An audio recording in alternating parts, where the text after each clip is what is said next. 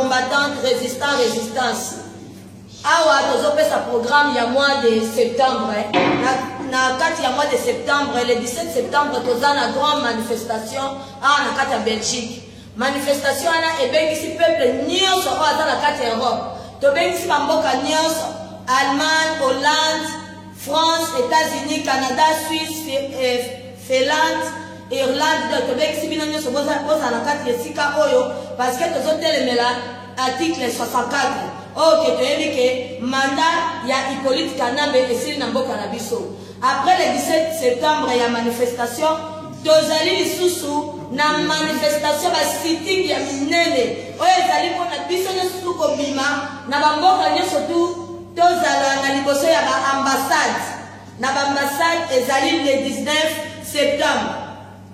Le 19 septembre, nous sommes surtout à Libanda. Tu bénis vraiment la peuple nyonso, oh nyonso tout hasard. Et ça va na Maroc, bozana na Suisse, ozana kati ya mboko to bénis Chine. Donc Congolais hasard de partout. Donc tu bénis la Congolais nyonso ake de côté le donc les opérations luka ambassade na yo place ezalaka bima Libanda kenda côté ma pona départ ya Hippolyte Kanambe. Il y a dit ça pour tozana ngo ezali manifestation lisusu ya munene na cadre ya article 64 Kanambe yebela visa na yo esili mandat na yo esili mutapesa ki ope azalite donc tozotelema toujours na cadre ya article 64 tozala manifestation munene na kati ya mboka ya France vraiment bandeko boya ebele ezateke soki ndeko la France asengi manifestation bandeko mosusu bakoyi koya po ndeko wana kingane asengi na minute oyo tozali so na ntina polémique te na minute oyo tozali na besoin ya force ya unité tobima tobengana mwana ndeke Hippolyte Kanambe il faut adégager na mboka na biso ingeta bakongolais nazopera bino nyonso bamama ya Congo batata ya Congo ntango ekoki bolamuka totikali na ta ya mokie tolala lisusu bakongi ya pamba te tolamuka tosengi na parti nyonso baparti politike nyonso bakombata bato nyonso ya bassociation bana nyonso ya Kongo nazobengaka bakombata te bato nyonso ayebiki aza Kongola aza na makila ya Kongo na nzoto atelema le 17 oyo boya marche ya munene toza na marche ya munene baoyo nyonso bakobaka na Facebook wana toza na kosa bilongi na bino obima tokomi na ntango tobengana Kanambe akende na mboka na epo esi tolembi ye olala lisusu pongi te olamuka ezali na porte na mire na 14h ekepana na 14h boya ebele toza na posa na bino bamama surtout bamama bolali mingi kokomaka bamakambo eza na ntina na bafacebook toza na posa botelema kongo kei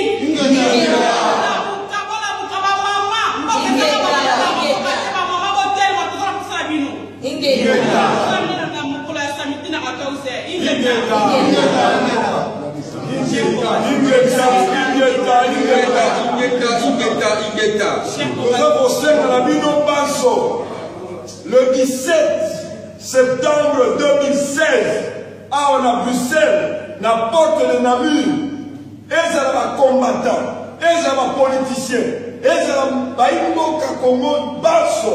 Oh, il y a un kila et ça va couler dans la veine à Congo. To seni na bino sur le 17 septembre, ça samedi, la porte de Namur, na monga yango sima zanga to na 2 heures. To seni na bino boya ebele partout. Et ça va combattre Allemagne, bandeko va Congo ya Allemagne, il y a Hollande, il y a France, il y a Angleterre, il y a Irlande, il y a Luxembourg.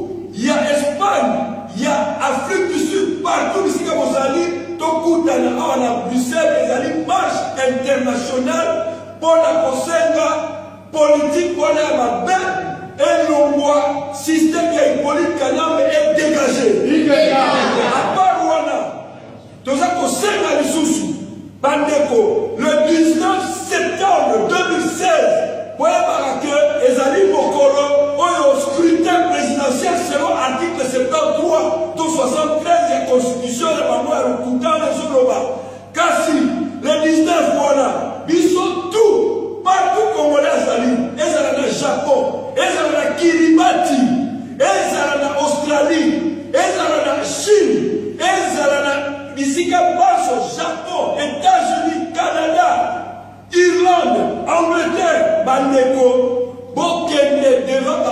ambassade pour ça la sitting le 19 pour mokili mobimba communauté internationale balanda bino pe bayeba yango ke peuple congolais a telemi ezala bino bandeko bozala mboka toza kosenga bino botelema le 19 bozala le 19 septembre te le 19 décembre te le 19 septembre moto toi telema.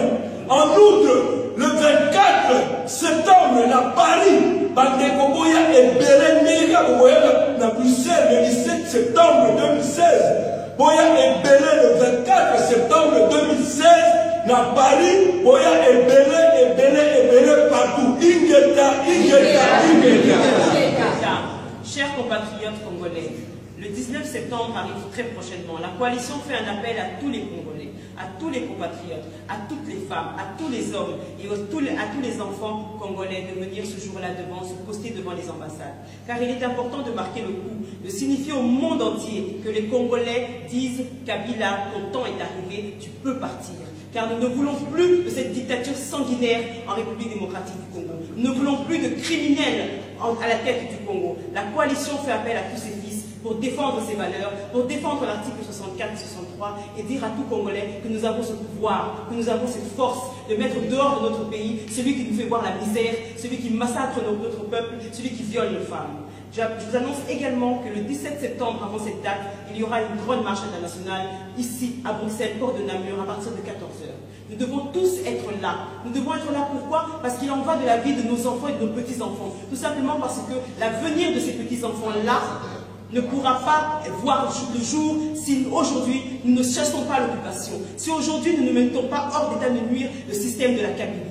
Également le 24 septembre à Paris cette fois-ci, venez également nombreux, toujours pour cette même lutte, la libération totale du Congo.